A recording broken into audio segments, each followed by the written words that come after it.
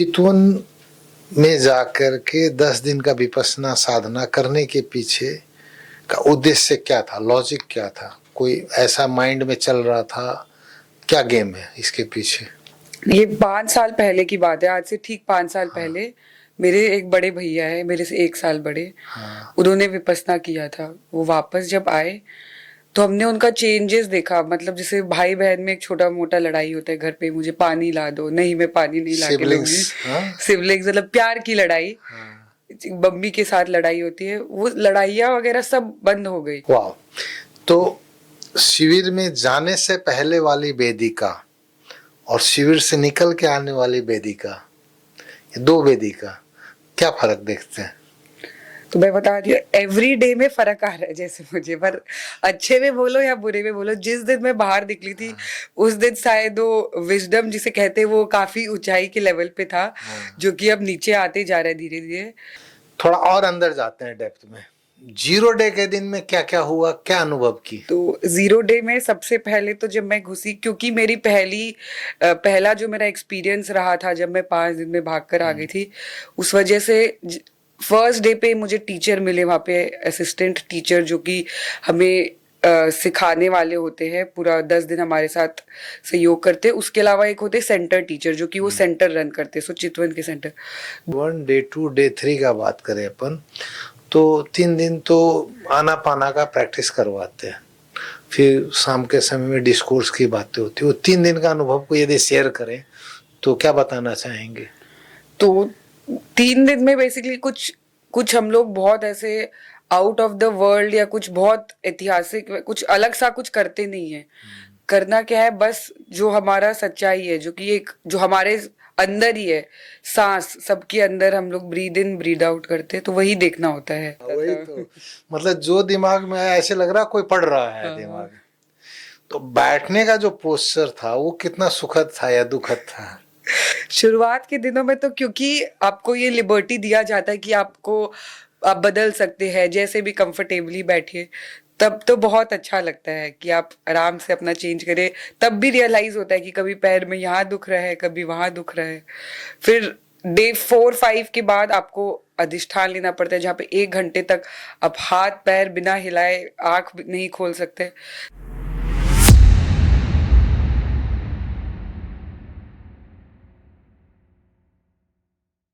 नमस्कार।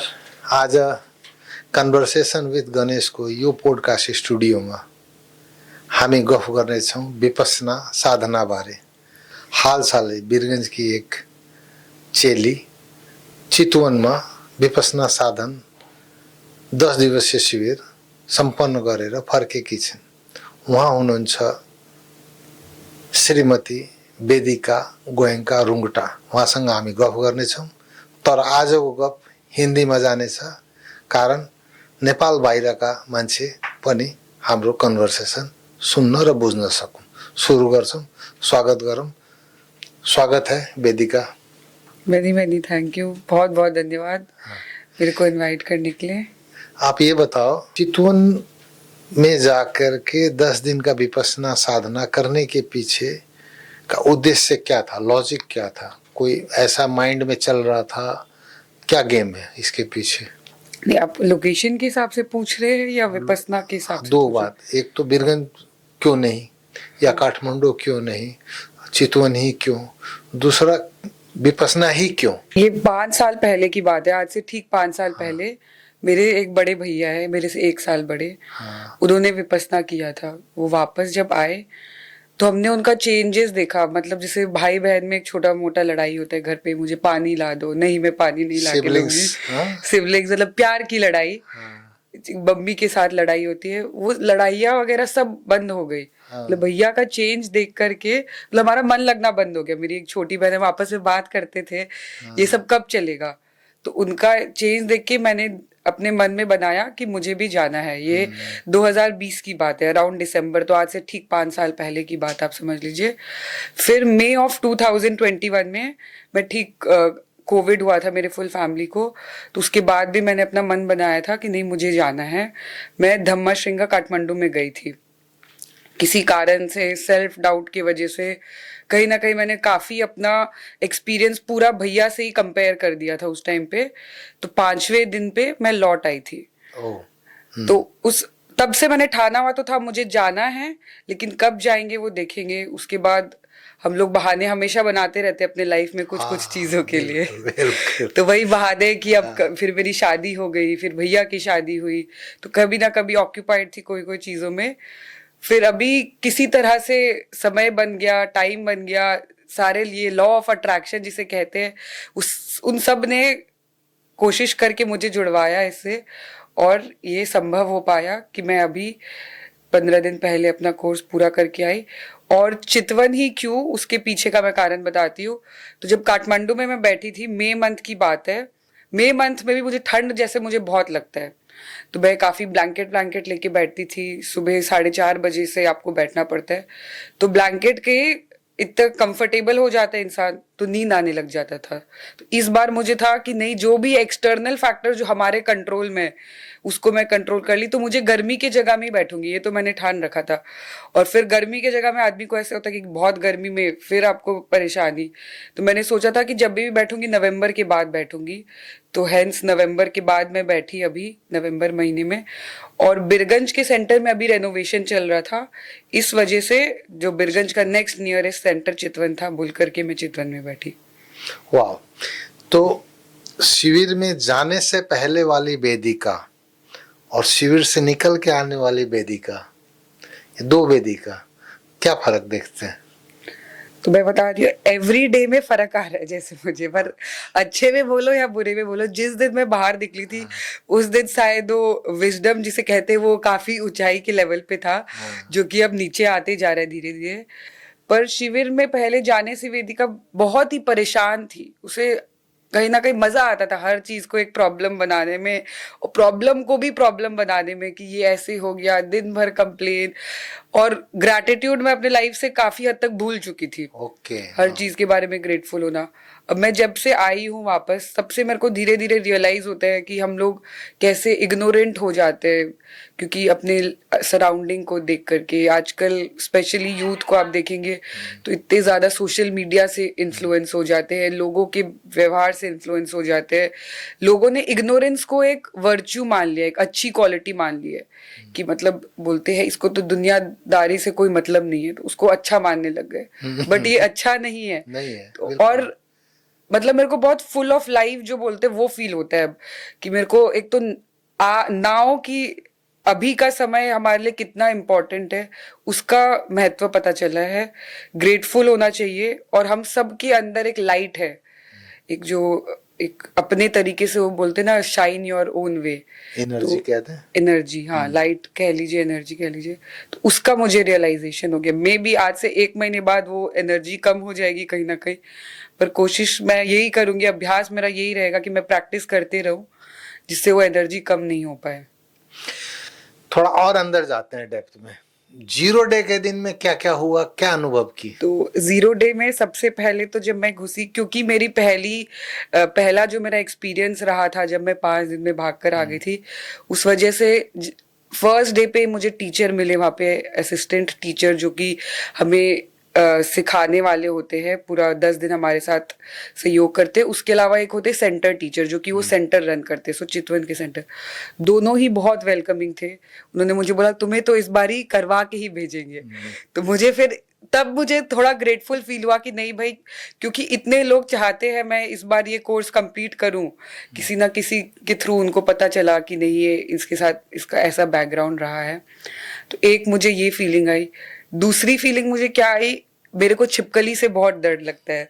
प्राय सारे बच्चियों को।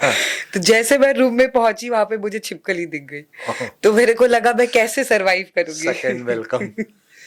और मैंने वहां पे बोला भी, जो सेविका होती है, सर्वर्स होते हैं, उनको मैंने बोला। पर फिर कहीं ना कहीं मुझे मन में लगा कि यही तो ओवरकम करना है फियर, जो मन का ही डर होता है कहीं ना कहीं। उसके अलावा भी और भी बहुत चीजें थे, कितने लोग साथ बैठ रहे, कितनी लड़कियां कितनी हैं, मैं जा जाके रूम में देख रही थी कि ज्यादा लोग होंगे तो मनोबल बना रहेगा, कम लोग होंगे उसमें से एक मेरी तरह छोड़ के चला जाएगा तो फिर मनोबल हिल जाएगा। तो डे 0 में तो क्योंकि आधा ही दिन होता है तो इतने चीजें मेरे को एक्सपीरियंस हुआ, प्लस उत्साह तो था ही कि नहीं इस बार तो कंप्लीट करना है और क्या है ये ज्ञान वो भी हासिल करके ही जाना है। तो रूम में अकेली थी या शेयरिंग था? नहीं अकेली थी। ऑर्डर लगाओ। मैं लाइट ऑन करके सोई शुरू के 3-4 दिन। हाँ, खैर चितवन में ग्रीनरी वगैरह तो बड़ा अच्छा है, बड़ा खुशनुमा हाँ। माहौल है और मौसम भी ठीक था, वो काफी सपोर्टिव रहा होगा। तो 01 का बात करें, 02 का बात करें, 1 डे 2 डे 3 का बात करें अपन, तो 3 दिन तो आना पाना का प्रैक्टिस करवाते हैं, फिर शाम के समय में डिस्कोर्स की बातें होती है। वो 3 दिन का अनुभव को यदि शेयर करें तो क्या बताना चाहेंगे? तो 3 दिन में बेसिकली कुछ कुछ हम लोग बहुत ऐसे आउट ऑफ द वर्ल्ड या कुछ बहुत ऐतिहासिक कुछ अलग सा कुछ करते नहीं है। करना क्या है, बस जो हमारा सच्चाई है, जो कि एक जो हमारे अंदर ही है, सांस सबके अंदर हम लोग ब्रीद इन ब्रीद आउट करते हैं, तो वही देखना होता है। आप खुद विपस्वी है तो आपको पता है। तो हमें बैठ करके 10.5 घंटे दिन में वही देखना होता था। तब एक चीज जो डे 1 में रियलाइज होता है कि ये मन बड़ा चंचल है, हमेशा ये सुनते हैं पर 5 मिनट से ज्यादा इंसान कंसंट्रेट नहीं कर पाता है। कभी मन भागता है इधर, कभी मन भागता है इधर। अच्छी चीज थी तो अच्छा फील करता है, बुरी चीज थी तो बुरा फील करता है, और वो रियलाइज ही नहीं होता है।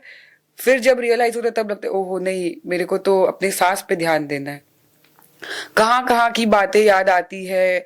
5th क्लास में मेरी एक क्लासमेट थी, वो भी याद आती है। क्योंकि खाली टाइम है, आदमी को बैठ के बस अपनी सांस को देखना है।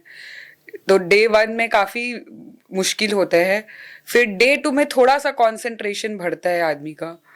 डे 3 तक थोड़ा कंसंट्रेशन और बढ़ जाता है, थोड़े थॉट्स आने कम हो जाते हैं, क्योंकि डे 3 में आपको जो एक आप फोकस कर रहे हो, फोकस एरिया छोटा दे देता है। जो आपको नोज के एरिया में फोकस करना होता है कि सांस कैसे आ रहा है नहीं आ रहा है, और छोटे एरिया में। तो क्योंकि एरिया छोटा हो जाता है, आपको एक कंसंट्रेशन करना पड़ता है। अब उसमें आप अगर मन ज्यादा भटकाओगे तो कंसंट्रेट नहीं कर पाओगे, तो कहीं ना कहीं वो थॉट्स आने कम हो जाते हैं।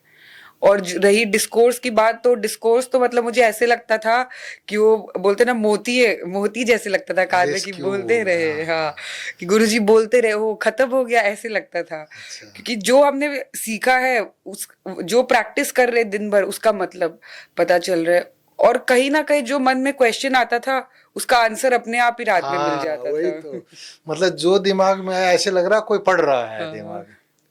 तो बैठने का जो पोस्चर था वो कितना सुखद था या दुखद था? शुरुआत के दिनों में तो क्योंकि आपको ये लिबर्टी दिया जाता है कि आप बदल सकते हैं, जैसे भी कंफर्टेबली बैठिए, तब तो बहुत अच्छा लगता है कि आप आराम से अपना चेंज करें। तब भी रियलाइज होता है कि कभी पैर में यहाँ दुख रहा है, कभी वहां दुख रहा है। फिर डे 4-5 के बाद आपको अधिष्ठान लेना पड़ता है, जहाँ पे 1 घंटे तक आप हाथ पैर बिना हिलाए आंख नहीं खोल सकते। तब भी बहुत मुश्किल होता है। मतलब फर्स्ट डे मुझे याद है, मेरा जो सबसे बड़ा रिकॉर्ड था वो अराउंड 30 मिनट्स था। तो फिर जब मैं गई, मैंने गुरुजी से पूछा इवनिंग में आपको टाइम मिलता है कि आप अपने क्वेश्चंस पूछ सकते हो, तो मैंने बोला कि मैं तो आधे घंटे ही बैठ पाई, क्योंकि मुझे लग रहा था कि बाकी लोग तो ज्यादा बैठ पा रहे होंगे। फिर उन्होंने बताया नहीं, तुम सोचो कल तक तो तुम आधे घंटे भी नहीं बैठ पा रहे थे, आज कम से कम आधे घंटे तो बैठी। गुरुजी इनकरेजिंग थे। फूड की क्या स्थिति थी, खाने पीने की जो भी थी, आपके अपने रूटीन से कितना आप सेटिस्फाइड थी या काम चला रही थी, किसी तरीके से अपना मन को दबा रखी थी, और या हैप्पी थी, खुश थी? खुश तो देखिए, अगर मैं बोलूंगी मैं खुश थी तो मैं झूठ बोल रही होगी, तो वो तो मैं नहीं बोलूंगी। क्योंकि आजकल स्पेशली मतलब यंगर जो जनरेशन है, हमें सब कुछ टेस्टी चाहिए होता है। हाँ।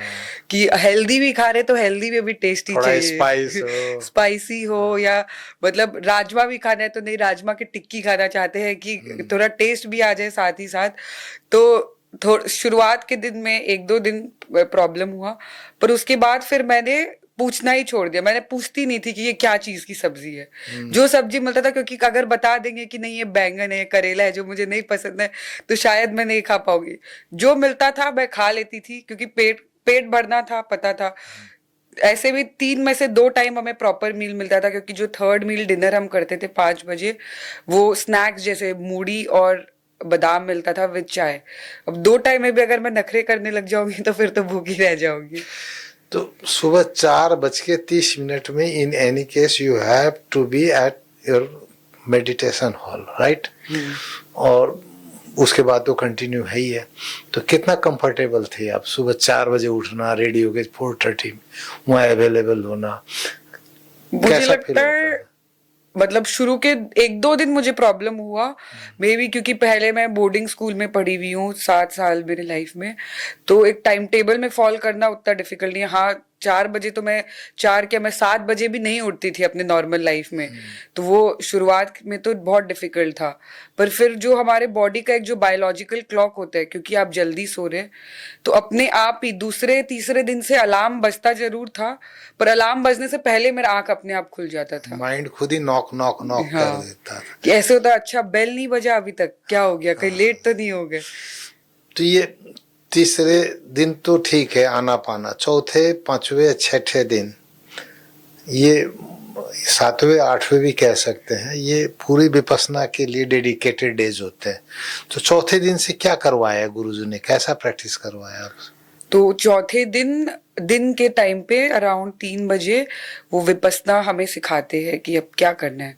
तो विपස්සना बेसिकली मतलब चीजें जैसे है उसी तरह से आप उसको देखें। इसमें क्या होता है कि आप अपने बॉडी के सेंसेशंस को फील करते हैं। तो क्योंकि जैसे आपको ठंड लगता है तो आपको बॉडी में कुछ एक सेंसेशन महसूस होता है, क्या है ये सब सेंसेशन है, तो वही हमें सेंसेशन को अपने फील करना होता है। जैसे उससे पहले वाले दिन का मैं बताना चाहूंगी, 3rd डे पे, जैसे जब हम लोग नाक पे बस सांस देख रहे होते हैं, तो सांस देखते देखते हमें रियलाइज होता है ये हल्का सा यहाँ पे कुछ महसूस होता है।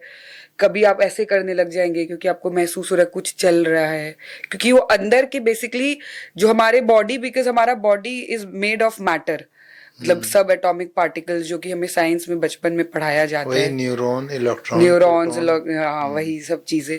तो अब और वो कॉन्स्टेंटली मल्टीप्लाई डिवाइड होते रहते हैं हर क्षण, अराइजिंग पासिंग, उनका नेचर ही ऐसे होता है। और बस ये है क्योंकि हम सब कुछ अपने बाहर देखना चाहते हैं कि बाहर क्या हो रहा है, बाहर क्या हो रहा है, अंदर क्या हो रहा है वो कभी देखते ही नहीं है, फुर्सत ही नहीं है।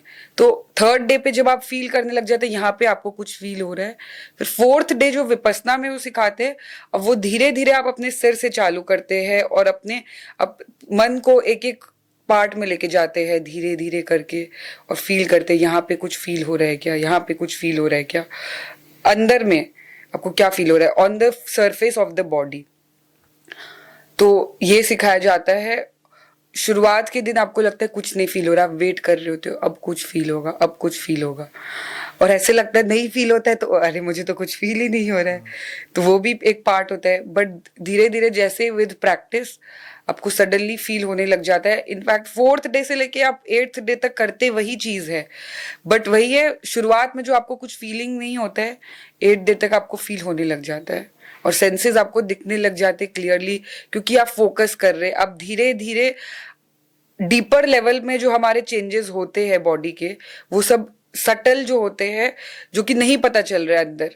अभी हमारे पेट में भी डाइजेस्टिव सिस्टम भी कुछ काम कर रहा है, सब कर रहा है, इतने सारे हमारे बॉडी में सिस्टम होते हैं, nervous system, digestive system, respiratory system, तो वो तो हमें नहीं दिखता है, पर उसके अलावा जो जो आपका कुछ कुछ हो रहा है उसके चेंजेस वगैरह आपको अपने बॉडी में फील होने लग जाता है। ये जब हम बैठते हैं मेडिटेशन में आंख बंद करके, बिल्कुल पहले हमने ब्रीथ को रीड किया, बाद में सेंसेशन को रीड किया, टिंगलिंग को रीड किया, या ईचिंग को रीड किया, या पल्पिटेशन को रीड किया, या कुछ शरीर में चल रहा तो उसको रीड किया। इस दौरान में थॉट भी चलते होंगे साथ साथ में, तो कोई ऐसा मोमेंट आया जो जोर से चीख के रोने का मन किया हो, या खूब खुश होने का मन किया हो, या कोई ऐसा रिग्रेट का मोमेंट, ओहो क्या है ये लाइफ, कहाँ, ये तो हमको पहले ठीक कर लेना था, ऐसा कुछ आया, रिकॉल हुआ? मतलब एक चीज जो मुझे फील हुआ था, 5th डे पे ऐसा होता है, आपको छोटे छोटे सेल्स एलोकेट होते हैं, आपको शून्य घर बोलते हैं उन्हें, जो काफी छोटा एक होता है और सबके पर्सनल सेल्स होते हैं जहां पर आप जाकर मेडिटेट कर सकते हो। बिल्कुल छोटा सा, हाँ बिल्कुल छोटा सा, मतलब हाथ, आप 2 हाथ के जितना समझो शून्यागार। हाँ। मतलब वहां पे आप समझना, आप एक तो ऑलरेडी विपसना में आपको अकेले आपके थॉट्स के साथ छोड़ा जा रहा है क्योंकि आप कंप्लीटली मौन हैं 10 दिन के लिए। उसके अंदर भी आपको एक रूम दिया जा रहा है जहां आप ही है, आपके थॉट्स और क्लियर है। हार्डली 3/5 कर रहा है। हाँ, कह सकते हैं। तो वहां जब मैं फर्स्ट टाइम गई 5th डे, तो शाम के टाइम, और मेरे साथ एक दूसरा चीज क्या भी होता था ना, जो नेचर का साउंड होता है, जो कि शाम को कीड़े का आवाज, ये सब होता है, उससे मुझे अंदर से मेरे को कहीं ना कहीं वो सेंसेस और मेरे को फील होते थे, सेंसेशंस। तो शाम के वक्त जब मैं बैठी तो एक दौरान मुझे ऐसे फील हुआ जैसे मेरा कान वगैरह बंद हो गया है, मतलब मेरे को सांस लेने में दिक्कत आ रही है। और मैं एकदम अचानक से घबरा गई, क्या हो रहा है क्या हो रहा है। फिर उस टाइम पे हमें एक चीज सिखाते, कोई भी सेंसेशन जैसे भी हो ना, उसके लिए आपको उसको दुखद बनाना है ना सुखद, मतलब ना उसके लिए आपको सोचना है ये खराब है, ये खराब है, ना ये अच्छा है। No clinging no hatred. Yes, no clinging no hatred जो बोलते हैं। तो मैंने वही सोचा कि नहीं, ये तो मेरा सांस तो एक्चुअली में रुक नहीं रहा है, ये तो बस एक मुझे फील हो रहा है ऐसे, क्योंकि सांस मुझे आ रहा है, वो तो हर मिनट की का सच्चाई है ही है हमारा। अगर मुझे ऐसा फील हो रहा होता तो मुझे सच में बाहर से भी फील होता, ये तो मेरे अंदर ही है। तो मैं अपने आप को बस यही बोली कि जो हमें सिखाते हैं, दिस इज इम्परमानेंट, ये अनित्य है, ये बस ये मेरा मन सोच रहा है। इजी नहीं था उस टाइम के लिए, जितना भी बोलने में इजी लग रहा होगा कि मैंने बोला ऐसे। और बोलते बोलते मेरे को थोड़ा धीरे धीरे अपने आप लगा, नहीं हाँ ठीक है, मैं नॉर्मल होते जा रही हूँ, क्योंकि साथ ही साथ आप जब सेंसेशंस को देख रहे हो तो आपको एक जगह आपने देखा, आपको फील हुआ, अब आप वही देखते देखते वही देखने लग जाओगे तो आप उसी में कंटेन हो जाओगे। अगर आप धीरे धीरे दूसरे पार्ट पे मूव होने लग जाओगे तो आपको फील होगा वहां कुछ और सेंसेशन है, जो कि प्रॉब्ली मैं सोचती हूँ हमारे लाइफ में भी तो ऐसा ही होता है, हमें कुछ प्रॉब्लम एक आता है। तो विपसना ये सिखाता, नथिंग इज परमानेंट, हर एक चीज अनित्य है और वो मोमेंट टू मोमेंट चेंज हो रहा है। और उसका ट्रू एग्जांपल हमारा बॉडी का सेल है, जो हर लिप सेकंड में मर रहा है, नया बन रहा है। ट्रू। तो ये एक्सपीरियंस करते वक्त कुछ ऐसा, मतलब पास्ट याद आया जो बिल्कुल अंदर से रुला दिया हो?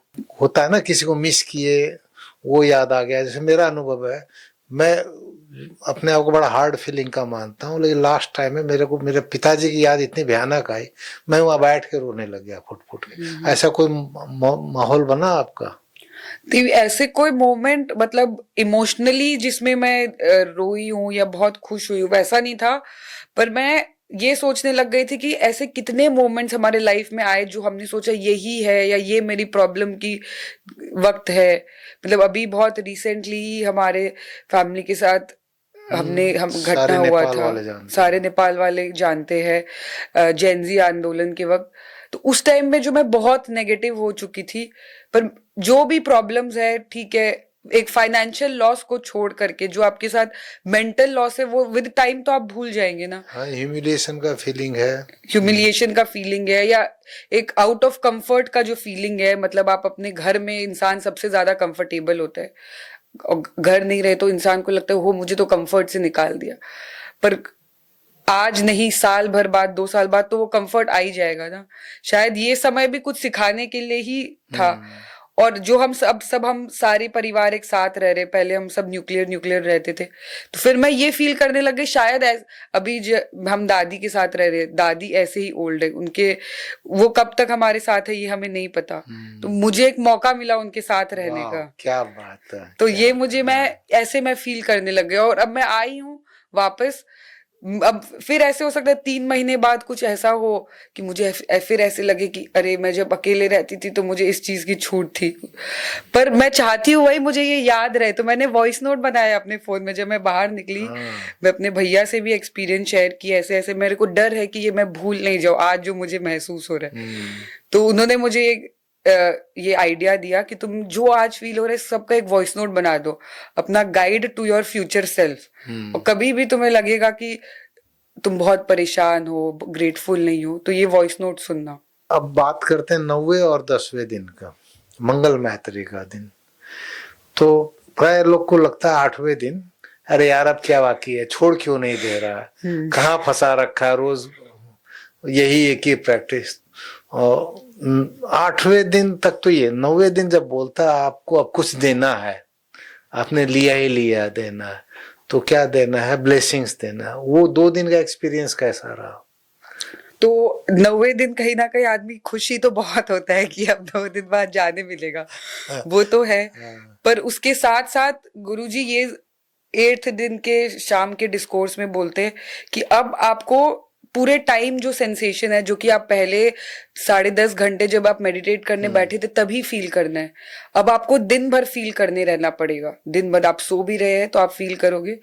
तो 8th डे डिस्कोर्स के बाद से मैंने सोचा कि मैं देखती तो हूँ अब नॉर्मल लाइफ में फील होता है क्या नहीं सेंसेशन, तो मैं देख रही हूँ। तो एक्चुअली में अगर आप एक बार फील करने लग जाओ तो आपको जो सेंसेशंस है आपके, कभी आपको लग रहा है हाँ मेरे को खुजली हो रहा है, पर नहीं, यहाँ पे खुजली नहीं करना है, क्योंकि कितने देर होगा खुजली, 5 मिनट हो जाएगा ज्यादा से ज्यादा, बहुत ज्यादा भी खुजली वो भी नहीं, वो भी नहीं, वो तो मैं बहुत एकदम बहुत ज्यादा बता दी हूँ। 2 मिनट के अंदर अंदर, 1 मिनट के अंदर अंदर, या कुछ छोटी सी संवेदना, आप लेटते हैं जब मैं सोने गई तब मैं फील कर रही हूँ एक्चुअली सेंसेशंस।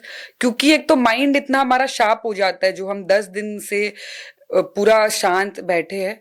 तो 9th डे पे तो मुझे ये फील हुआ, और कहीं ना कहीं ये मन में जरूर था कि अब घर जाने को मिल जाएगा, बहुत खुशी हो रहा है, बहुत खुशी हो रहा था जेल से निकल। हाँ। पर साथ ही साथ ये भी था कि नहीं, अभी तो मेरा माइंड इतना स्ट्रांग है तो आज का दिन पूरा यूटिलाइज कर लूं, जितना मैं अपने ये दुखद संवेदना को देख लूंगी। वो बोलते हैं कि जितना अपने दुखद संवेदना को देख लोगे उतने आप अपने पुराने हैबिट पैटर्न को ब्रेक कर रहे हो। तो एक दिन मिला, अपने हैबिट पैटर्न को ब्रेक करते जाओ, ब्रेक करते जाओ, ये फील था।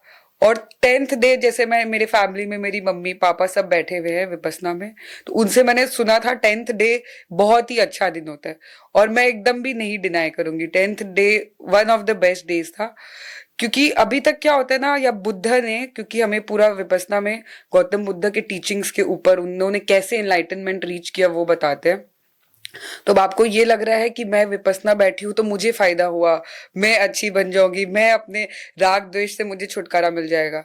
पर 10th डे में अब आपको सिखा रहे जो मेरे विपसना से जो मुझे फायदा हुआ, इससे सबका फायदा हो। तो वो एक इतनी अच्छी खूबसूरत फीलिंग है अपने आप में। अगर आप सोचो कि आप इतना ज्यादा गिविंग नेचर खुद से सोच रहे हो, तो एक एक जन का मुझे याद आ रहा था, इसको भी फायदा हो, मेरे फैमिली में ये है उनको फायदा हो, फैमिली नहीं तो मतलब वर्ल्ड एज अ होल एक बेटर प्लेस बने सबको जीने के लिए, वो फीलिंग हुआ। फिर 10th डे मौन खुलता है तो आपको बात करना होता है सबसे। तो जब हम लोग 10-11 बजे की बात है बाहर निकलते हैं हॉल से, तो जो सेवक लोग होते, सेविका लोग, वो लोग खड़े होते हैं नमस्ते नमस्ते ग्रीट करने के लिए। तो मैं जैसे निकली बाहर हॉल से, मैं दूर थी, हॉल के ठीक बाहर थी, मेरे आगे 2-3 जो को मेडिटेटर्स है वो लोग बाहर निकले थे, उनको सेविका ग्रीट कर रही थी। और इतने देर में मेरे को रियलाइज हुआ, ओहो अब हमें बोलना है।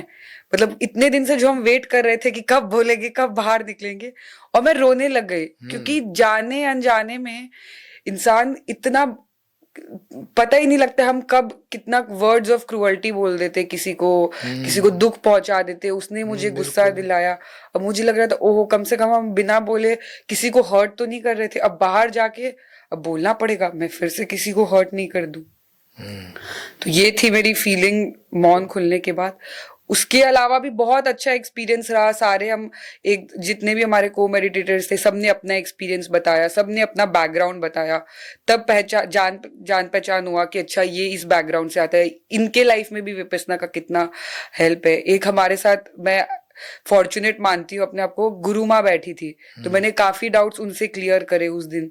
तो कुछ चीजें जो शायद मुझे 9th डे तक भी नहीं पता थी, या मैं प्रोबेबली रॉन्ग कर रही थी, वो मुझे एक और क्लियर हुआ 10th डे उनसे बात करने के बाद। तो काफी मतलब बहुत अच्छा एक्सपीरियंस था 10th डे का। यदि हम लोग 3 चैप्टर में डिवाइड करें विपसना को, आनापाना, विपसना और मंगल मैत्री, तीनों में क्या क्या फर्क आपने महसूस किया? तो जो पहला होता है आनापाना, आनापाना में आपको क्या करना है, बस ट्रूथ को बोलते, सत्य जो जैसे है, इस क्षण का जो सच्चाई है, आज जैसे अभी इस मोमेंट हम बैठे हैं और ये पॉडकास्ट चल रहा है, इसको बस ऐसे देखना है कि अभी इस मोमेंट की क्या सच्चाई है। ये पॉडकास्ट अच्छा है या मैं मुझे अंदर से डर लग रहा है ये पॉडकास्ट कर रही हूँ, ये सब कुछ मुझे नहीं सोचना है, बस ऑब्जर्व करना है इस मोमेंट की क्या सच्चाई है। ये हो गया आपका आनापाना। फिर जो विपसना जो हमें सिखाता है, जो अभी का ये मोमेंट है, क्योंकि मेरी फिजिकल बॉडी ये चीज एक्सपीरियंस कर रही है, अभी मैं बोल रही हूँ, बोलने के साथ साथ मेरे दिमाग में हमारा मन ऐसा है कि कुछ ना कुछ थॉट्स चल रहे कि इसके बाद मुझे क्या बोलना है, या जो मैं बोल रही हूँ सच है कि नहीं। अब वो थॉट्स की वजह से बॉडी में कुछ कुछ सेंसेशंस मेरे बन रहे, कुछ संवेदना हो रही है जो कि बॉडी इंटरप्रेट करता है, और फिर अगर मैं अच्छा बोल रही हूँ तो मुझे अपने मन में अंदर ही अंदर खुशी महसूस हो रहा है। तो विपस्सना में ये सिखाता है कि वो सेंसेशंस को आप कैसे देख सकते हैं, और उनके प्रति ना हमें एक हेट्रेड पैदा करना है और ना डिजायर पैदा करना है। और जो मंगल मैत्री हो गई, मंगल मैत्री हमें ये सिखाता है कि अब तो सेंसेशंस हमने देखना सीख लिया, सब कुछ हो गया, आप समझ गए हो कि हाँ यहाँ से अगर आप अपने आप को मिजरी से कैसे निकाल सकते हो। बट आप तो मिजरी से निकल गए, लोग जो आप एक सोसाइटी में जीते हो, आपके विपसना करने से उनका कैसे भला होगा, या आप कैसे सोचोगे कि उनका भी भला हो। एक आदमी जैसे कि गुरुजी बोलते हैं, पैसा कमाता है, सपोज कोई बिजनेसमैन है, पैसा कमाने लग जाता है, उसको एकदम अहिंसा आ जाता है कि प्राउड हो जाता है, उसको लगता है मैं बहुत विद्वान हूं, मैं पैसे कमाने लगे। बट जब तक वो ये नहीं सोचेगा कि नहीं मेरे कमाई में और भी लोगों का हाथ है, उसका वो गिविंग नेचर कभी आएगा नहीं। उसको लगेगा तो मेरे कमाए हुए पैसे मैं क्यों दूं सबको।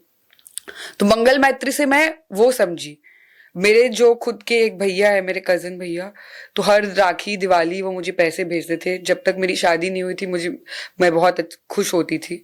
शादी होने के बाद मैं हमेशा उन्हें बोलती थी भैया आप क्यों पैसे भेजते हो, और वो थोड़ा अमाउंट ज्यादा भेजते हैं, वो उनकी अच्छाई है जो भी। तो वो हमेशा बोलते थे कि एक बहन का एक भाई की कमाई में हक बनता है, तो तुम मना मत करो। तो ये चीज मुझे तब नहीं समझ में आता, मुझे ऊपर ऊपर से लगता था, पर अब मुझे वो समझ में आया क्योंकि वो भी विपस्सना में लगे हुए, तो वो क्यों ऐसा बोलते हैं, या उनका क्या थॉट प्रोसेस है उसके पीछे का। वाह। तो ये आम आदमी जो विपस्सना का कोई उनसे कनेक्शन नहीं है, दूर दूर तक नहीं है, और उनको इस चीज का लाभ मिले, फायदा मिले, ऐसा यदि सोच करके उनको हम मैसेज देना चाहें वेदिका के अपने अनुभव के आधार पर, लैंग्वेज वेदिका का ही लैंग्वेज, अनुभव उसका ही, गोयनका जी, आचार्य गोयनका जी क्या कहते हैं वो अब उनका अपना, तो क्या कहना चाहेंगे आप श्रोताओं को, आम पब्लिक को, यंगस्टर्स को, विपस्सना क्यों कर?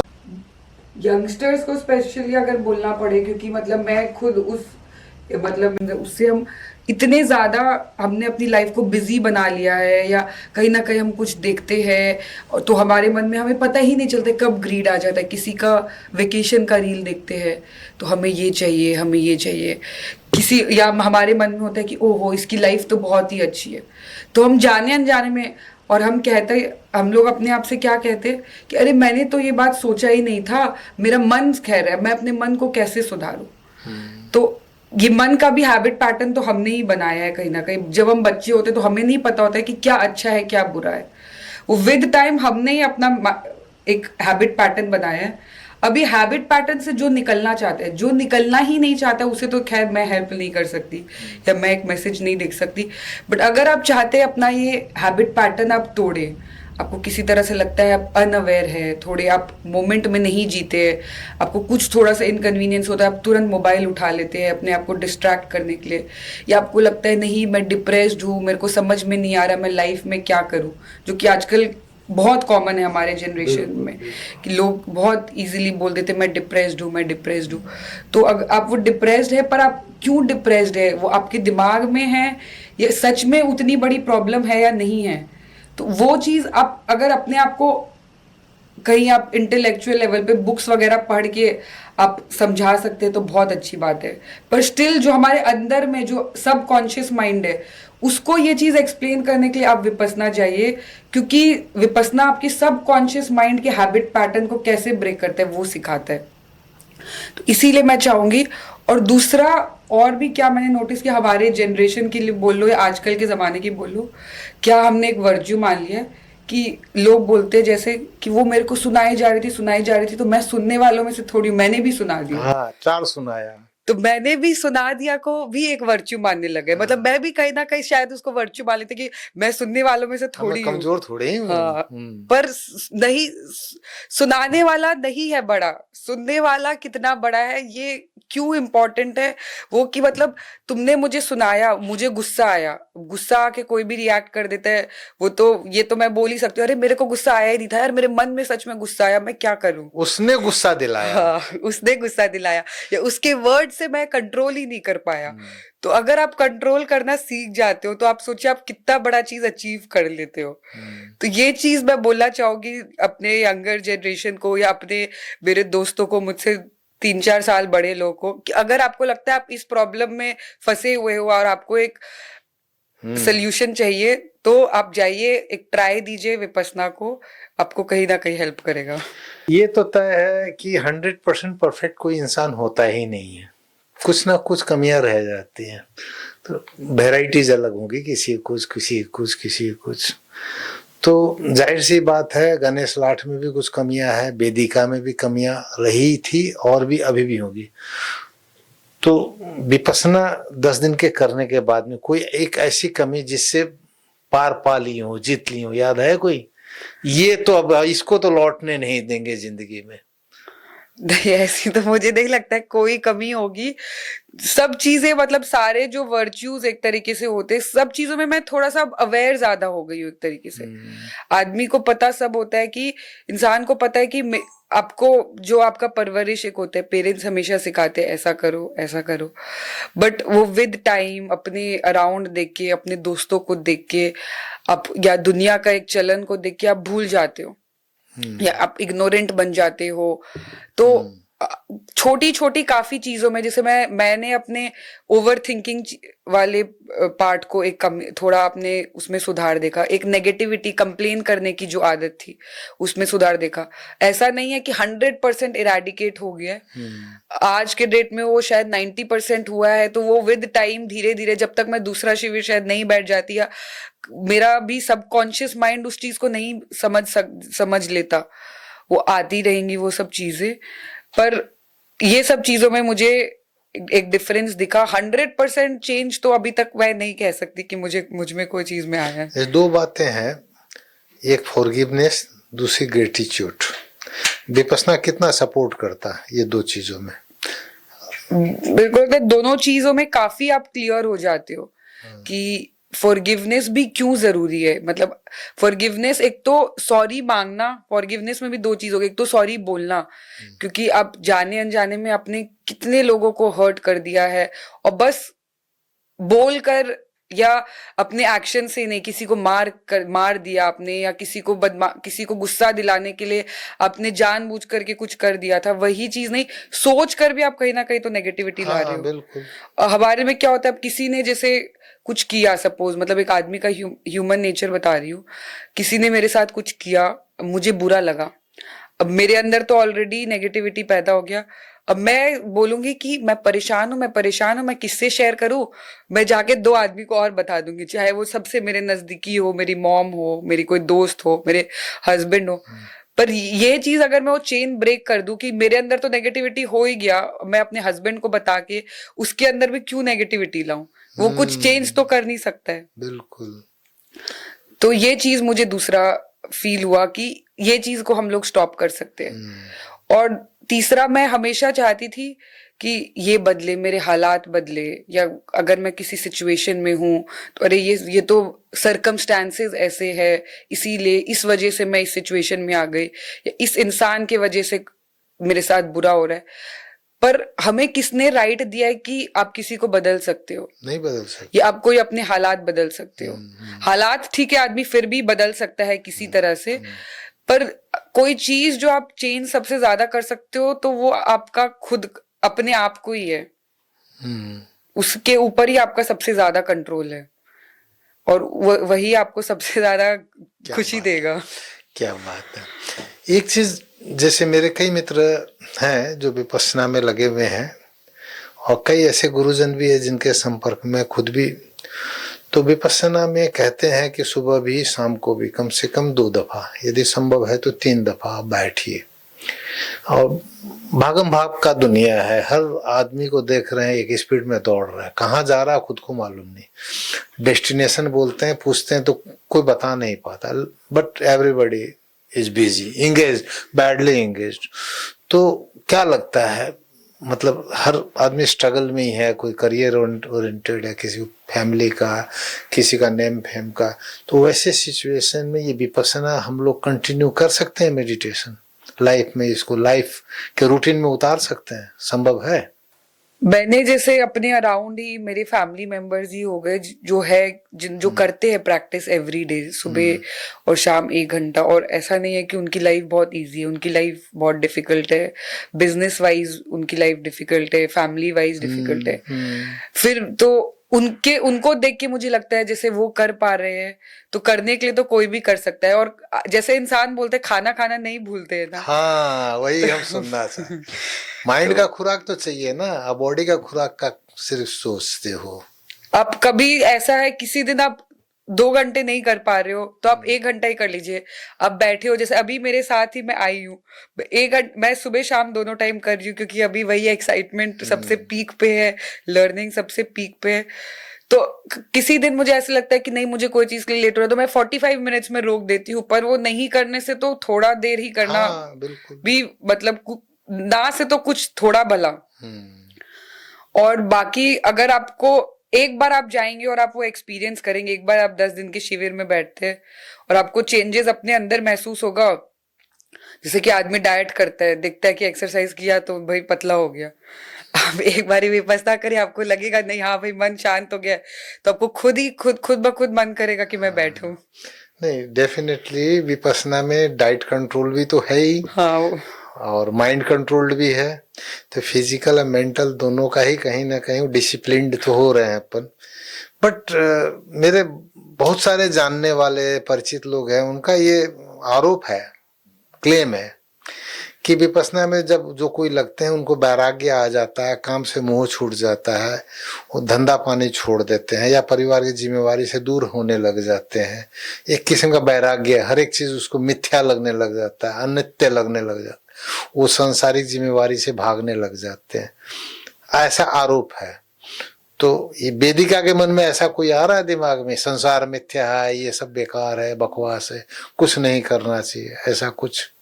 मतलब हाँ, मेरे को भी एक्चुअली ये डाउट आया था कि मतलब जो हम बोलते हैं कि विपश्यना से आप अपने क्रेविंग्स से मुक्त हो रहे हैं। आपको अब इंसान एक होता है कि जो मन में राग आता है कि मुझे ये चाहिए ये चाहिए, तो कहीं ना कहीं वो जो लिबरेशन के लिए जो आप रेस में भाग रहे हो कि नहीं कोर्स के बाद कोर्स कर रहे हो, दिन में 2 के जगह 3 घंटे बैठने लग जा रहे हो, तो ये भी तो एक आप क्रेविंग ही तो है। क्रेविंग ही है। तो ये कैसे है? पर इसमें क्योंकि आप जो मंगल मैत्री दे रहे हो तो फिर वहां पे आप देखिए आपका वो जो क्रेविंग है वो अपने लिए नहीं, आप सबके लिए अच्छा चाह रहे हो। तो एक तो उस वजह से आपका उस क्रेविंग को हम लोग एग्जैक्टली क्रेविंग नहीं कह सकते। और दूसरा जैसे बहुत सारे एग्जाम्पल्स इनफैक्ट गुरुजी देते हैं, और मतलब इनफैक्ट प्रैक्टिकल लाइफ में भी बहुत ऐसे लोग हैं जो विपश्यना प्रैक्टिस करते हैं एंड बहुत सक्सेसफुल बिजनेसमैन है। और कहीं ना कहीं दूसरा चीज, विपश्यना से आपके थॉट्स क्लियर होते हैं। अब जो फालतू टाइम सोचने में, सोच विचार में इधर उधर लगाते थे, तो अब कम टाइम भले आपके पास हो, आपका वो दिन में 2 घंटा कम हो जाएगा, लेकिन जो बाकी टाइम आप काम कर रहे हो उसमें प्रोडक्टिविटी कहीं ना कहीं बढ़ जाएगी आपकी, बढ़ेगी।